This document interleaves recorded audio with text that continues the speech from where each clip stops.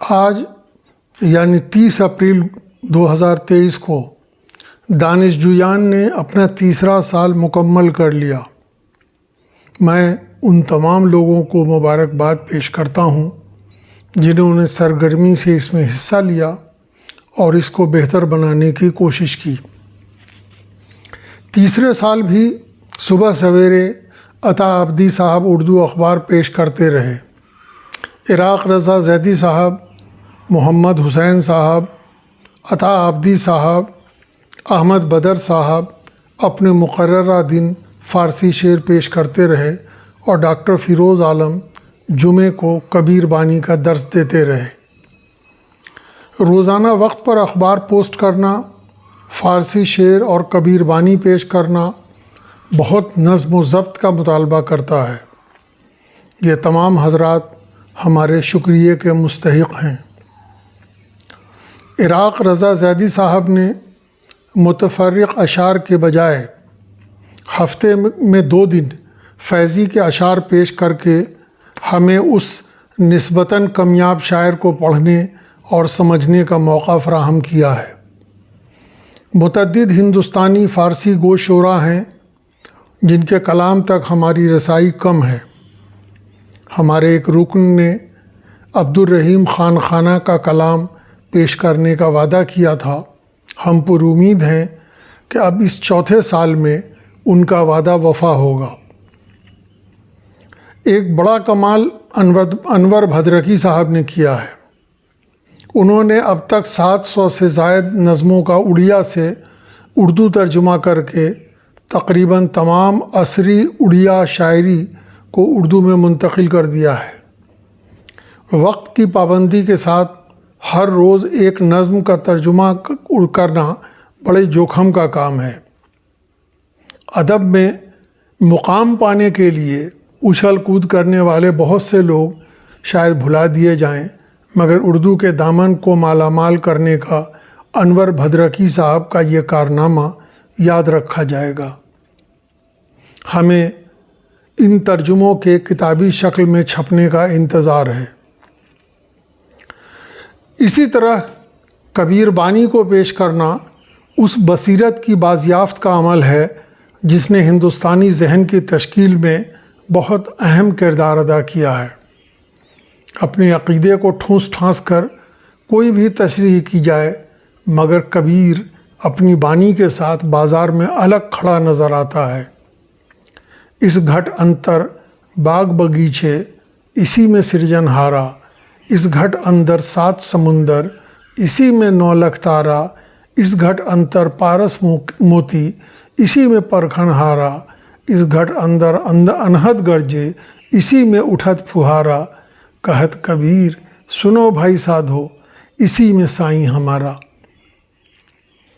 اسی گھٹ یعنی وجود کے اندر باغ کھلے ہوئے ہیں اور اسی میں باغبان سرجن ہار یعنی خالق ہے۔ اسی گھٹ میں 60 سمندر ہیں اور اسی میں 9 لاکھ تارے۔ اسی گھٹ میں پارس اور موتی ہیں اور اسی میں پرکھنے والے۔ اسی گھٹ میں لامحدود ابدیت گرج رہی ہے اور اسی سے فوارے پھوٹ رہے ہیں۔ سنو بھائی کبیر کہتے ہیں کہ اس گھٹ میں ہمارا مالک یعنی سائیں ہے۔ ترجمہ علی سردار جعفری۔ قدیم ہندوستانی فلسفے کے 4 بڑے اسکول یعنی سانکھ، بدھ، جین، چارواک جس دنیا کی بات کرتے ہیں اس میں سر ملا کر کبیر اسی گھٹ کی یعنی دنیا کی بات کرتا ہوا ملتا ہے۔ اس کا سرجن ہار بھی اسی گھٹ میں ہے۔ سیاسی شعور کو بلند کرنے میں کارٹون کا بڑا کردار ہوتا ہے۔ 1990 کی دہائی سے جب سیاسی جماعتوں نے اردو میں پوسٹر، بینر اور اپنا لٹریچر شائع کرنا بند کیا تو اس کے اثرات مختلف شکلوں میں برآمد ہوئے۔ ایک بڑا نمایاں اثر یہ نظر آیا کہ اردو اخبار میں سیاسی کارٹون چھپنے بند ہو گئے۔ دانشجویان میں تیسرے سال بھی اردو میں کارٹون کا سلسلہ جاری رہا ہے۔ ڈاکٹر محمد حسین نے چند دن اس میں حصہ لیا، پھر وہ مصروف ہو گئے تو ہم نے کارٹون کے سلسلے کو اس امید میں جاری رکھا کہ شاید لوگ اس طرف متوجہ ہوں گے۔ کارٹون کا اردو اخبارات سے غائب ہونا اس بات کا مظہر ہے کہ لسانی سطح پر جو ہو رہا ہے اس کے ادبی اور سماجی اثرات کیا ہیں۔ ان ریاستوں میں جن کو وہ ہندی پٹی کہتے ہیں، اردو کے ساتھ جو سلوک روا رکھا گیا ہے اس کے دور رس اثرات نظر آتے ہیں۔ مثلاً 2001 میں اردو کو مادری زبان گرداننے والوں کی تعداد 5,15,36,000 تھی، جو 2011 میں گھٹ کر 5,07,72,000 ہو گئی۔ یعنی ملک کی آبادی میں تو اضافہ ہوا مگر اردو والوں میں سے 7,63,000 لوگ کم ہو گئے۔ یہ اگر لسانی ہجرت نہیں ہے تو کیا ہے؟ ظاہر ہے کہ اردو والوں کا ایک حلقہ دوسری زبان کو اعلانیہ طور پر اپنا رہا ہے۔ 2011 کی مردم شماری کے مطابق ہر ریاست کی اردو آبادی میں کمی نہیں آئی ہے۔ اردو آبادی میں کمی دہلی، اتر پردیش، بہار، جھارکھنڈ جیسی ریاستوں میں نمایاں ہے، مگر غیر ہندی ریاستوں مثلاً مہاراشٹر، آندھرا پردیش، کرناٹک وغیرہ میں اردو آبادی میں اضافہ ہوا ہے۔ یعنی اردو آبادی کی لسانی ہجرت میں ہندی کا دباؤ بہت نمایاں ہے۔ خود دانشجویان میں اس کا تجربہ ہو چکا ہے۔ کچھ لوگ ناگری میں پوسٹ کرنے پر مصر تھے، ان میں سے کچھ نے تو اس سلسلے میں غیر مہذب باتیں بھی کیں۔ جب انسان کی غیرت مٹ جاتی ہے تو وہ اسی طرح آقا کی بولی بولنے لگتا ہے۔ سماجی علوم کے لوگ اور خاص طور سے علم سیاسیات کے لوگ زبان کے مسئلے کو گھٹا کر قومیت پر ٹکا دیتے ہیں۔ اسی طرح علم قواعد کے لوگ اردو کو ہندی کے رشتے کی تلاش میں اتنی دور نکل جاتے ہیں کہ ان میں سے بعض لوگ دونوں زبانوں کو ایک زبان قرار دینے پر اتارو ہوتے ہیں۔ یہیں سے وہ شگوفہ پھوٹتا ہے جس میں اردو کے لیے ناگری رسم خط کو اپنا لینے کی وکالت کی جاتی ہے۔ اس میں پیش کی گئی دلیلیں ویسی ہی ہوتی ہیں جیسے ایک زمانے میں مذہبی ہندوتوا کے ہم نواؤں کی طرف سے کہا جاتا تھا کہ ہم کب الگ ہیں، آپ اجازت دیں تو محمد صاحب کو بھی اپنے دیوتاؤں میں شمار کر لیں گے۔ بار بار لکھا ہے اور مکرر عرض ہے کہ اردو کا رسم خط ناگری کرنے کی وکالت لسانی ہندوتوا کی مہم ہے۔ یہ وہی مہم ہے جس میں بوقلمونی کو ختم کر کے ہمارے جیسی وضاقتہ اور طرز معاشرت کو اختیار کرنے کے لیے دباؤ ڈالا جاتا ہے۔ زبان کے مسئلے کو قومیت پر ٹکا دینے یا قواعد تک محدود کر دینے کی بحث میں جو بنیادی نقطہ نظر انداز کر دیا جاتا ہے وہ یہ ہے کہ ہر زبان کا اپنا نظریہ کائنات یا ورلڈ ویو ہوتا ہے۔ اس لحاظ سے ہندی کے مقابلے میں اردو، پنجابی اور سندھی میں زیادہ اشتراک پایا جاتا ہے۔ اردو اور ہندی کا نظریہ کائنات تو یکسر مختلف ہے۔ اس لیے یہ مسئلہ صرف رسم خط کو بدلنے کا نہیں ہے بلکہ کسی دوسرے نظریہ حیات کو قبول کرنے کا ہے۔ دانشجویان کی ابتدا جن بنیادی اصولوں کے تحت ہوئی اس میں یہ بات واضح کر دی گئی تھی کہ اس میں محض اردو اور رومن رسم خط کا استعمال ہوگا۔ جن لوگوں کو یہ نامنظور ہوا وہ علیحدہ ہو گئے، اس کی کوئی شکایت نہیں۔ دقت تب ہوئی جب کچھ لوگ اس موقف کو قبول کر کے ڈٹے رہے مگر ناگری میں پوسٹ کر کے اس کی خلاف ورزی کرنے لگے۔ ان کی ایک پوش دلیل یہ بھی تھی کہ اردو میں بہت سی چیزیں دستیاب نہیں ہیں۔ گزشتہ 3 سال میں سماجی علوم و نیز دیگر علوم کے جو مضامین و مباحث دانشجویان میں اردو میں پیش کیے گئے ہیں، کیا اس درجے کی چیز ہندی کے کسی گروپ میں پیش کی جاتی ہے؟ ہندوستان میں اور عالمی سطح پر جو مباحث ہو رہے ہیں وہ نیز سیاسی، سماجی، معاشی مسائل درپیش ہیں، ان کو تیسرے سال بھی دانشجویان میں انگریزی اور اردو میں مسلسل پیش کیا گیا ہے۔ شاید ہی کوئی ایسا موضوع ہو جس کو دانشجویان میں پیش نہیں کیا گیا ہے۔ اس کام میں مدیح الرحمن صاحب نے تیسرے سال بھی بہت سرگرمی دکھائی ہے۔ ہم سماجی تبدیلی کے خواہاں ہیں اور ایک منصفانہ سماج کی تبدیلی کا خواب دیکھتے ہیں، مگر کسی ایسے سماج کے لیے کیسے راضی ہو سکتے ہیں جس میں ہماری زبان قلم کر کے ہمیں گونگا بنا دیا جائے۔ منصفانہ سماج لسانی بوقلمونی کے تحفظ سے عبارت ہے، نہ کہ سیاسی طور پر بااختیار زبان کو دیگر زبانوں پر مسلط کرنے سے۔ اس لیے اردو اور اس کے رسم خط کی حفاظت اور ترقی ایک بڑی نظریاتی جنگ کا حصہ ہے۔ اس کی اہمیت کے پیش نظر ہم نے 1951 سے 2011 تک کی مردم شماری کی روشنی میں اردو سے متعلق ضروری اعداد کا تجزیہ کر کے اسے دانش جویان کے یوٹیوب چینل پر 7 قسطوں میں پیش کر دیا ہے۔ اس میں لسانی ہجرت کی ممکنہ وجوہ تلاش کرنے کی بھی کوشش کی گئی ہے اور اس کا بھی جائزہ لیا گیا ہے کہ کیا اردو واقعی مسلمانوں کی زبان ہے۔ مردم شماری کے اعداد و شمار اس کی نفی کرتے ہیں، مگر مسئلہ اس سے آگے نظریہ کائنات یا ورلڈ ویو کا ہے۔ 30 اپریل 2022 کو دانش جویان نے تیسرے سال میں قدم رکھا تو اس کا یوٹیوب چینل، فیس بک اور ویب سائٹ شروع کیا گیا تھا۔ ویب سائٹ پر سرگرمی تو کم رہی، مگر یوٹیوب اور فیس بک پر تقریباً 50 پوسٹ موجود ہیں۔ ابتدا دانش جویان کے دوسرے سال کی رپورٹ اور مردم شماری کے ویڈیوز سے ہوئی، پھر اصطلاحات کے تشریح کے پوڈ کاسٹ بعنوان در باب اصطلاحات کا سلسلہ چلا۔ اسی دوران فکشن کے پوڈ کاسٹ کا سلسلہ شروع ہوا۔ ہم نے کوشش کی کہ زندہ ادیبوں کی تخلیقات ان کی اپنی آواز میں پیش کی جائیں۔